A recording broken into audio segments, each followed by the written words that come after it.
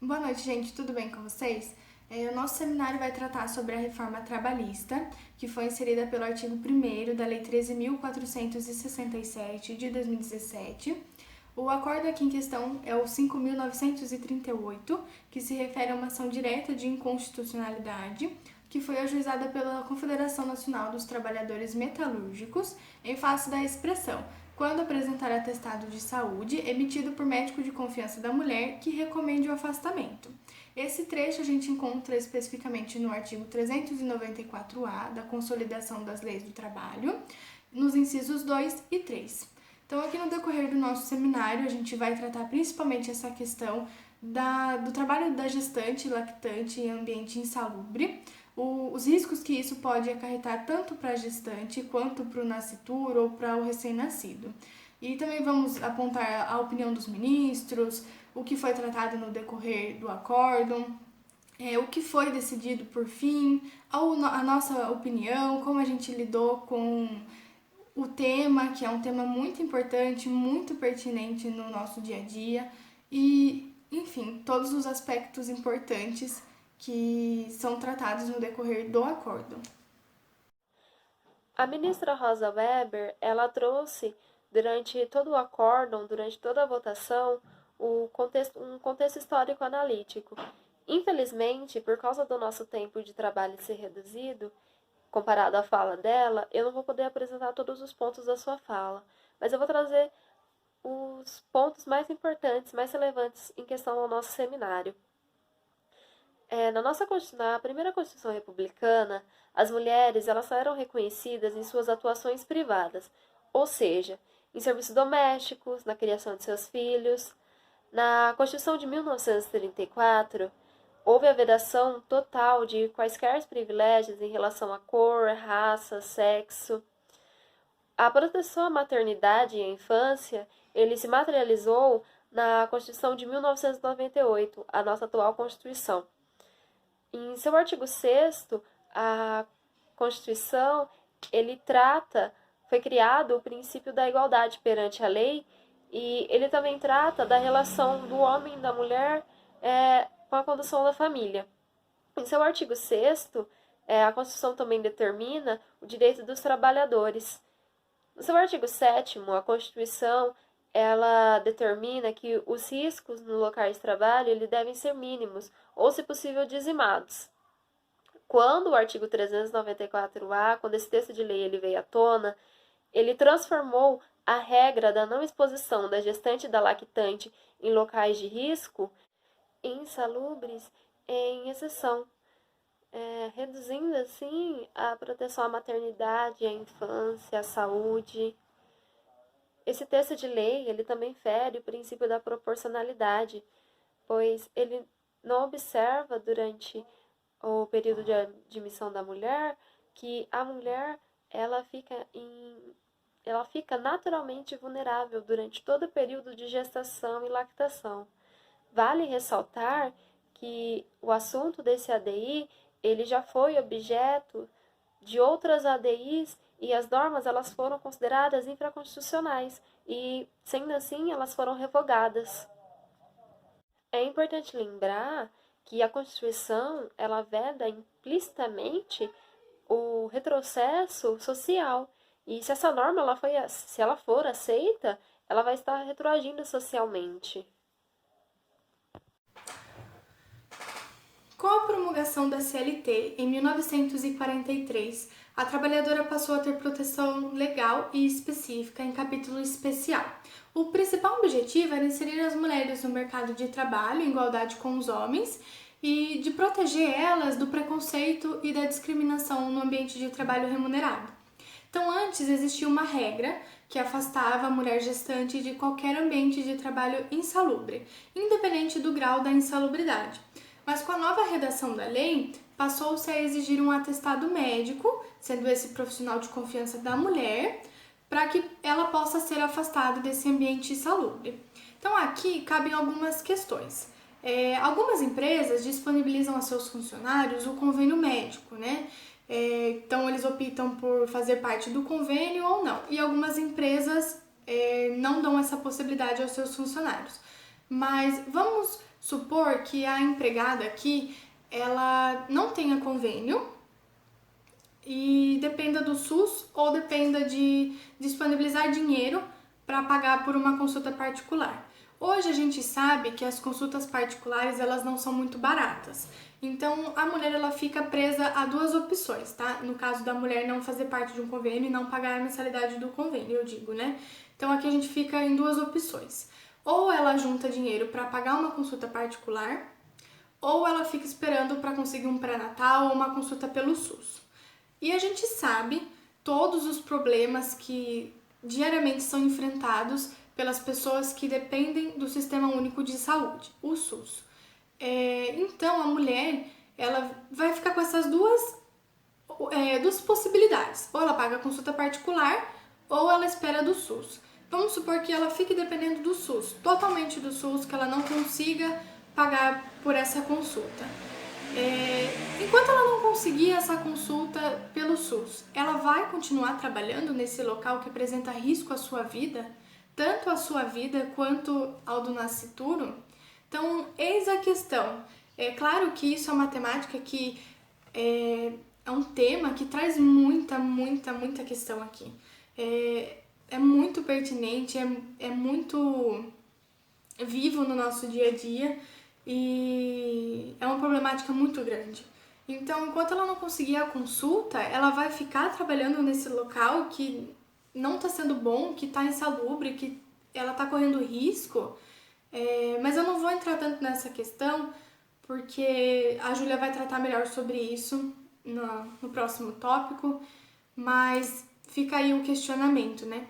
Então é notável que se criou uma exigência incompatível com a nossa Constituição, porque aponta critérios que ressaltam a vulnerabilidade da mulher como portadora de direitos. E a gente sabe que nesse período da gestação, a mulher ela se torna mais vulnerável ainda. Então, ao invés de reduzir essa vulnerabilidade, está reforçando isso. Então, tendo em vista também que transferiu para a mulher como gestante a escolha de permanecer ou não nesse ambiente insalubre. Então, ele retirou a autonomia do empregador e transferiu para a empregada, para que ela decida sobre a pertinência de apresentar o atestado de saúde ou não, para conseguir esse afastamento. Então, todos os ministros, a Advogada-Geral da União, a Procuradora-Geral da República, eles seguiram essa mesma linha de pensamento, com exceção do ministro Marco Aurélio. Ele se baseou no capítulo 3 da Consolidação das Leis do Trabalho, especificamente o artigo 372, que versa sobre a igualdade entre homens e mulheres. Então, aqui ele colocou em questão que ele acredita que esteja certo, que não deve ser declarado inconstitucional. Na verdade, essa foi a única opinião contra a ADI. E ele acha que a gente tem que tratar os gêneros, homem e mulher, por igual.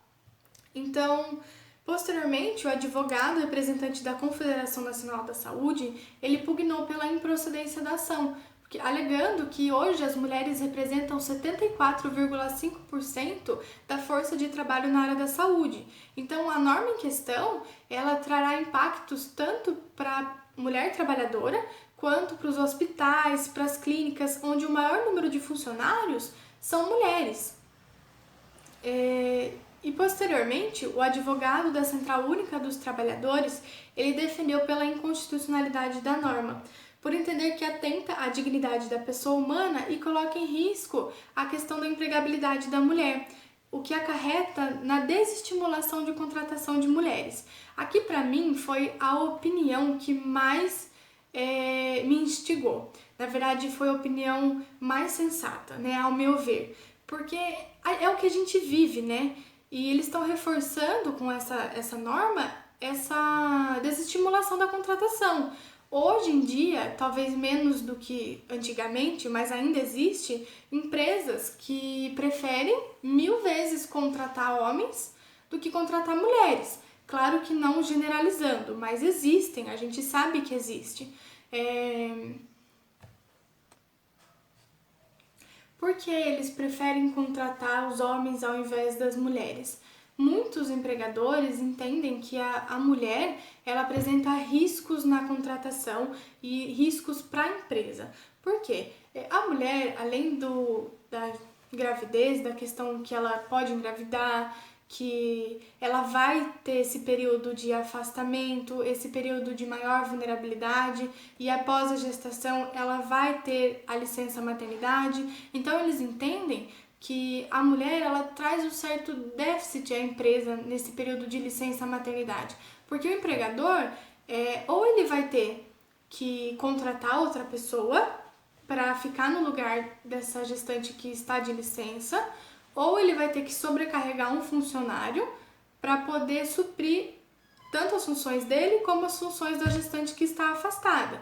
Então, o que eles entendem, né? Que acarreta em algumas problemáticas, né, a contratação da mulher. Mas a gente precisa sair desse pensamento, né? A gente precisa normalizar essa contratação e normalizar que a mulher engravida, que ela precisa ter esse tempo de licença maternidade, esse tempo da vulnerabilidade. E, enfim, o que eles também entendem é que a mulher ela é mais vulnerável, né? Porque ela é emocionalmente mais envolvida. Então, ela também tem a questão dos filhos. Às vezes, ela precisa faltar do trabalho por um período para que ela possa acompanhar o filho em alguma consulta médica. As consultas de pré-natal, ela também tem que se afastar do trabalho para ir nos exames, para fazer o acompanhamento da gestação. Entre outros afazeres que a gente sabe que existem. Então, assim, eu tentei fazer algumas pesquisas com relação ao assunto para poder trazer algo recente, algo mais concreto, mas eu não consegui encontrar algo atual que falasse sobre isso. Mas hoje a população brasileira ela é composta por maioria mulheres, mas mesmo assim, quando a gente vai pesquisar com relação aos trabalhos formais, as mulheres, apesar de serem maioria, elas não representam a maioria em empregos formais. E isso também é uma questão muito grande. Então, a opinião desse advogado da Central Única dos Trabalhadores, ela é muito pertinente, muito, muito. Assim, ao meu ver, realmente ela me instigou muito e me fez pensar bastante, porque realmente eu acho que ele diz tudo aqui. E a gente precisa normalizar, a gente precisa conscientizar as empresas precisam abranger a importância da presença das mulheres e normalizar essa questão da contratação da mulher. E a norma em questão aqui, que está sendo colocado pelos incisos 2 e 3, ela vai colocar em risco essa empregabilidade da mulher. Vou estar falando para vocês quais foram os principais fundamentos jurídicos que o STF utilizou para estar julgando essa ADI. Ele já se inicia no artigo 1º da nossa Constituição, no inciso 3º, que fala sobre a dignidade da pessoa humana, e no inciso 4º, sobre os valores sociais e a livre iniciativa de trabalho. Sim, não é só trabalhar, tem todo um valor social por trás disso, tá? Depois a gente pula para o artigo 3º, no inciso 1º, que fala sobre construir uma sociedade livre e justa. E ainda no inciso 3º do artigo 3º, ele fala sobre erradicar a pobreza, diminuindo a desigualdade social. Parece algo muito utópico na situação que vivemos no Brasil hoje, mas se está na nossa Constituição, é um direito sim, e a gente tem que lutar por ele, tá? Aí depois a gente tem o artigo 6º e o artigo 7º, que no meu ver são os artigos que mais pesaram, você percebe isso nos votos de todos os ministros. O artigo 6º, ele traz vários direitos nossos, mas o que interessa pra gente ali é a maternidade e a infância. Eu vou estar lendo o artigo 6º porque ele é curtinho, então acho que só para vocês entenderem ele um pouquinho melhor. São direitos sociais à educação, à saúde, à alimentação, o trabalho, a moradia, transporte, lazer, a segurança, a previdência social, a proteção, a maternidade e a infância. É esse pedacinho que interessa pra gente, tá? Mas eu vou terminar aqui de ler. A assistência aos desamparados na forma da Constituição. Então, quando ele fala a proteção, a maternidade e a infância, é óbvio que que cabe ao a nossa ADI. E depois tem o artigo 7º, que no caput ele fala, são direitos dos trabalhadores. E depois, dentro do artigo 7º, tem o inciso 22 e o inciso 20. O inciso 20, ele traz a proteção ao mercado de trabalho da mulher, mediante incentivos específicos nos termos da lei. Ou seja, dentro da lei que a gente tem, mesmo que não está dentro da Constituição Federal, está uma lei fora, a parte, com relação à mulher, ele se enquadra nisso daí também. E o inciso 22 do artigo 7º fala sobre a redução de riscos dos trabalhos, sobre as normas do trabalho, redução de riscos inerentes ao trabalho por meio de normas de saúde, higiene e segurança. Essas normas a gente vai encontrar nas NRs, tá? Que era do Ministério do Trabalho, hoje, se eu não me engano, é o Ministério da Economia. Esses dois são, acho que, os mais pesados nas votações, pelo que eu pude perceber. Depois a gente tem os artigos 170, 193, 196, 201, o inciso 2 e o 227. Todos eles falam sobre a primazia da Constituição do direito do trabalho, que versam sobre a valorização do emprego e sobre o dever da garantia de saúde para todos, caracterizando um direito social protetivo tanto para a mulher quanto para a criança. Tá? E eu não vou ficar me baseando muito nisso porque é um pouquinho maçante. Eu gostaria de falar, eu assisti a votação dessa ADI. Ela é um pouquinho extensa, ela dá quase 2 horas, mas, gente, é muito interessante, porque ali se assistindo, você aprende bastante também. E teve um voto, que é do ministro Alexandre de Moraes. Esse voto foi o que mais me tocou, como pessoa, como mulher que sou, né? Porque ele explica lá a lei, tudo bonitinho. E no decorrer dessa lei, ele explica como era antes, como era depois, como ficou, né? Antes da votação, tá? Como era antes, como ficou, como em 2017 com a reforma trabalhista ficou. E depois ele abre dizendo o seguinte, que só esse questionamento que ele faz já responderia em constitucionalidade dessa lei. Ele abre assim, vou fazer uma pergunta a todos aqui presentes. Vocês gostariam de ver suas mulheres, filhas, netas, trabalhando em ambiente insalubre que corram risco, estando gestante ou lactante?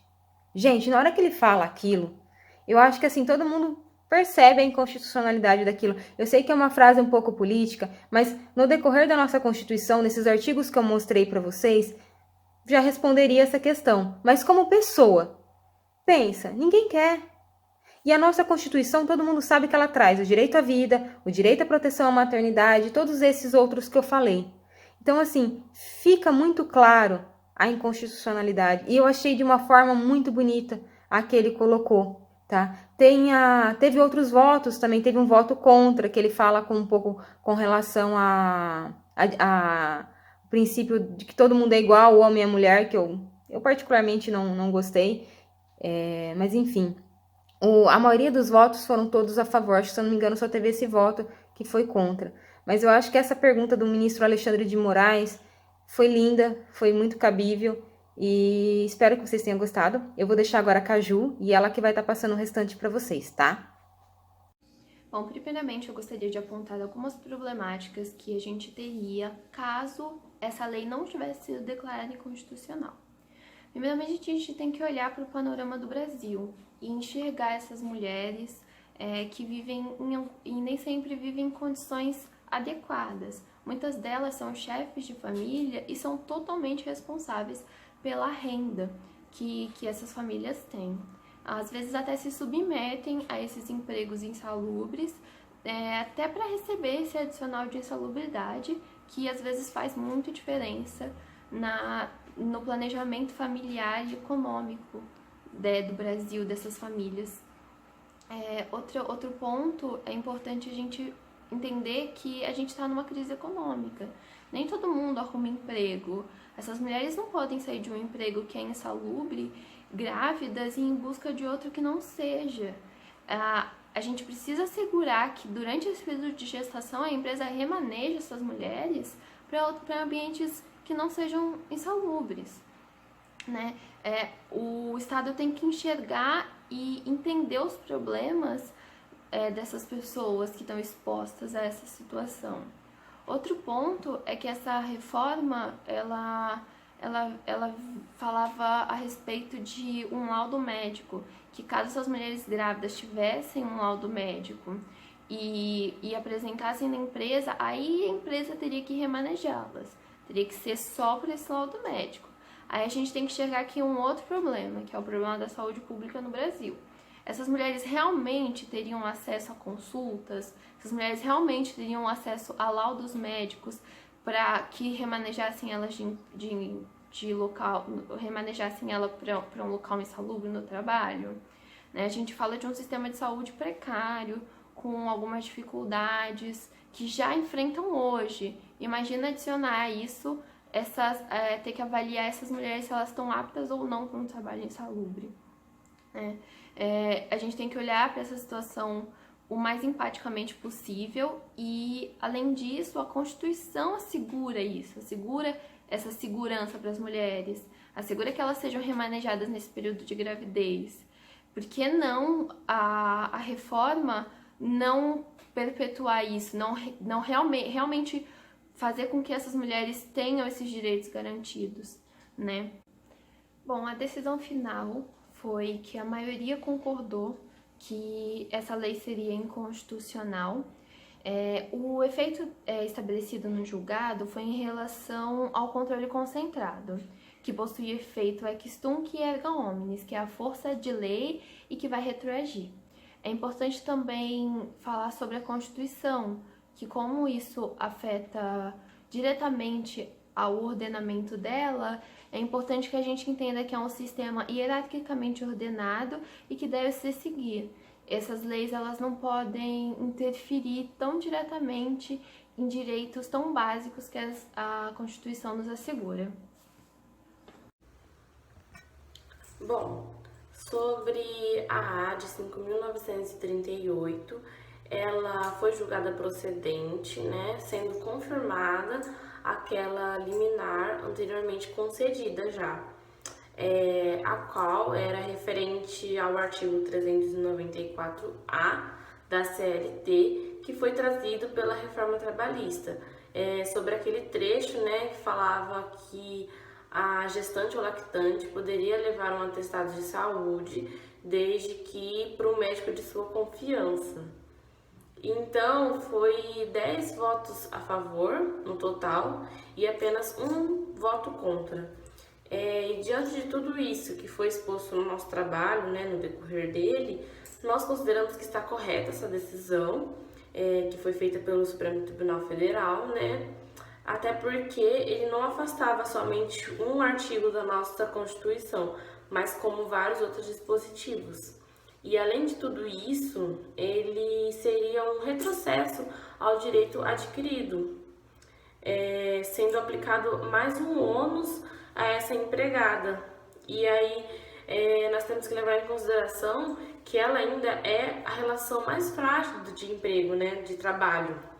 Então, como também o direito à maternidade e à criança são direitos irrenunciáveis, ou seja, eles não podem ser afastados pelo desconhecimento ou até mesmo pela própria negligência dessa gestante, né, podendo prejudicar ela e ao recém-nascido, né? Então, visto tudo isso que foi apresentado, que foi exposto, realmente a gente considera correta essa decisão, tendo em vista que é um período de maior vulnerabilidade para essa gestante ou lactante, ou seja, é necessário sim que sejam tomadas medidas para a maior proteção dela, para que ela possa exercer esse período de maternidade de uma maneira mais segura, tanto para que ela possa garantir, para que essas mulheres trabalhadoras possam garantir formações de futuras gerações de uma maneira mais saudável possível.